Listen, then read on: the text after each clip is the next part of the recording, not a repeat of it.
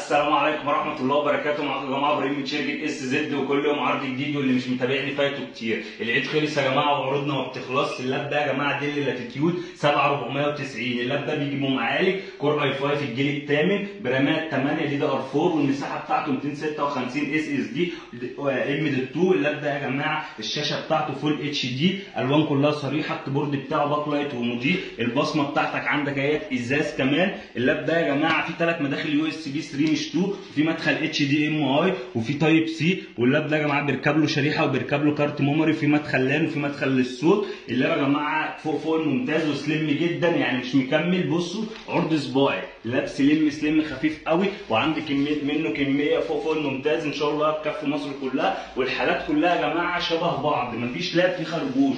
انا بتعب قوي عبال ما ادور لكم واجيب لكم الحالات دي. الحالات كلها فوق ممتاز، اكيد انا اللي هشتري اللابتوب. اللاب ده يا جماعه هيشتغل معاك فوتوشوب، وهيشتغل معاك اوتوكاد، وهيشتغل معاك اوفيس وورد واكسل. اللاب ده هيشتغل معاك بريمير كويس جدا، هيشتغل معاك بيس 2017، هيشتغل معاك بابجي بكفاءه كويسه جدا. اللاب يا جماعه اهوت موجود وعندي منه كميه، اي حد عايز اي حاجه يخش يكلمني. اللاب ده يا جماعه هيبقى معاه الشحن الاوريجينال وكابل الباور الاوريجينال. اللاب ده من شركه اس زد بس هيبقى عامل 7000 جنيه فقط، من اس زد فقط يا جماعه عامل 7000 جنيه، حتى نفاذ الكميه. اي حد عايز اي حاجه يخش يكلمني وانا